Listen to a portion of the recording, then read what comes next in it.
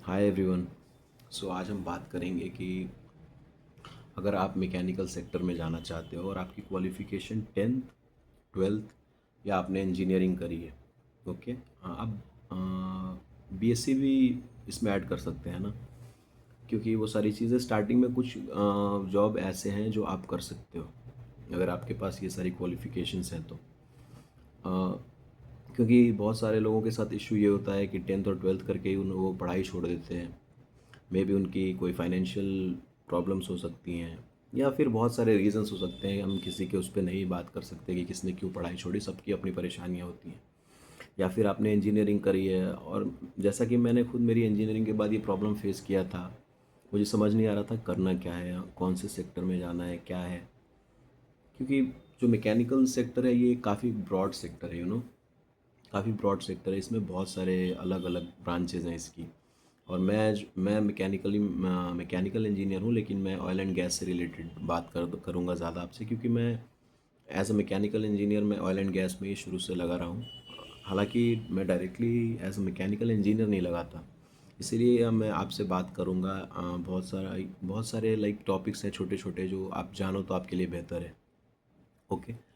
तो अगर आपने 10th और 12th किया है और आप मैकेनिकल सेक्टर में जाना चाहते हो तो आपके लिए बेस्ट जॉब है, आप फायर वॉच की जॉब पे जा सकते हो, होल वॉच की जॉब पे जा सकते हो। ठीक है, परमिट रिसीवर के जॉब पे भी जा सकते हो। अगर आपकी इंग्लिश और कम्युनिकेशन और थोड़ी बहुत राइटिंग आपकी सही है तो आप उस पर WPR permit receiver, work permit receiver की जॉब भी कर सकते हो। लेकिन मोस्टली क्या है कि ऑयल एंड गैस में आजकल प्लांट्स ये चाहती हैं कि जो हमारे WPR हैं वो मैकेनिकल इंजीनियर हों। क्यों? क्योंकि आज के टाइम में आप किसी भी प्लांट में लाइक आउट ऑफ इंडिया जा रहे हो, गल्फ़ में जा रहे हो, मोस्टली लोग गल्फ़ में ही जाते हैं ऑयल एंड गैस से रिलेटेड जॉब्स में, या इवन लाइक रशिया और may be Europe.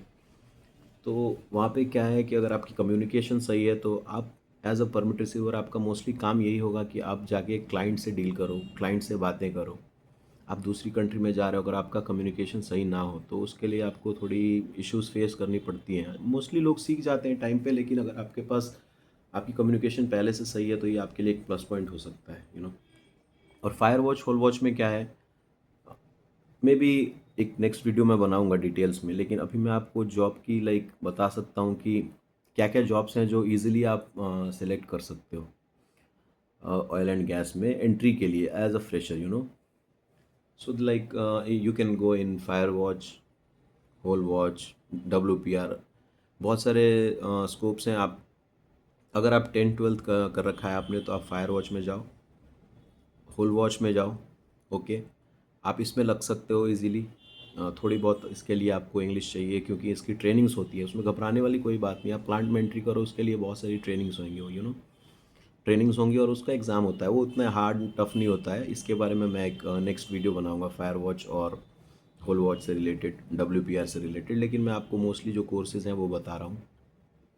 Fire watch, hole watch, WPR, mechanical foreman, mechanical supervisor, safety officer, documents controller, ये सारी जॉब्स जो हैं, हालांकि डॉक्यूमेंट्स कंट्रोलर बनने के लिए आपको कंप्यूटर की नॉलेज होनी मस्ट है, यू नो कंप्यूटर नॉलेज होना चाहिए। सेफ्टी ऑफिसर होने के लिए आपको नेबोश चाहिए।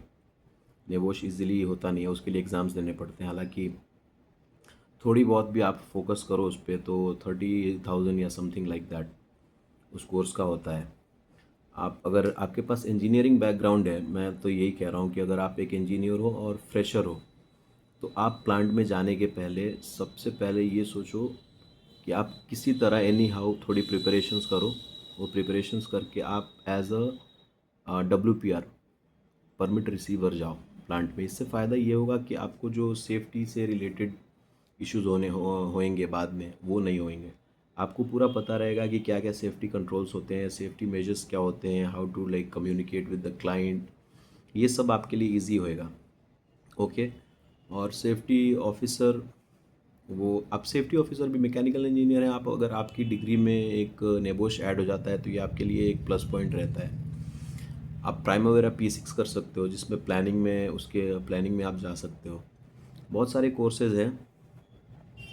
अगर ब्रॉडली एक मैं एक डिफरेंट वीडियोस बनाऊंगा, मैं एक सीरीज़ स्टार्ट करने की सोच रहा हूँ, जिसमें like fire watch, hole watch की एक अलग सीरीज़ हो, WPR की अलग सीरीज़ हो, मैकेनिकल फोरमैन, मैकेनिकल सुपरवाइज़र, ये सारी चीज़ें बात करने को बहुत है। मैकेनिकल फोरमैन में आप बहुत सारे सेक्टर्स हैं, लाइक आप एज अ मैकेनिकल इंजीनियर आप किसी एक चीज़ में परफेक्ट हो सकते हो। पहली बात तो ये अपने दिमाग में रखना चाहिए। ठीक है, मैं मैकेनिकल इंजीनियर हूँ, मेरी एक स्पेशलिटी है, मैं स्टैटिक में हूँ, स्टैटिक में ही मोस्टली मैंने काम किया। हालांकि स्टार्ट मैंने डायरेक्टली मैकेनिकल इंजीनियर से नहीं किया था, स्टार्ट मैंने भी परमिट रिसीवर से ही किया था। Permit receiver, foreman, supervisor, then mechanical engineer, operation lead. तो टाइम लगता है उसमें। और मेरी इंजीनियरिंग फाइनल हुई थी 2020 में, और मैं फ़र्स्ट टाइम जॉब पे गया था 2022 के स्टार्टिंग में, जनवरी में कतर गया था मैं, कतर गैस में, और मैंने एज अ परमिट रिसीवर ही स्टार्ट किया था। आपको पता होना चाहिए प्लांट के बारे में, अपनी सराउंडिंग्स के बारे में, आपको लोगों को कैसे हैंडल करना है। ये सारी चीज़ें अगर आप एक रिसीवर बनते हो तो आपको पता चलती हैं। ओके, तो एक की आज बस मैं सीरीज़ की स्टार्ट कर रहा हूँ। इंट्रोडक्शन वीडियो था, थोड़ा लंबा हो गया, मे बी ऑडियोज़ में थोड़ी इश्यूज़ हों। इंशाल्लाह मैं कोशिश करूँगा आगे थोड़ा ये सब सही रहे। ओके, और अगर सब सही रहा तो मैं वीडियोस बनाऊंगा अलग से, ये सारी कोर्सेज़ की वीडियोस बनाऊंगा, like training manual for entering into oil and gas department. Okay, so thank you for your time, thank you so much.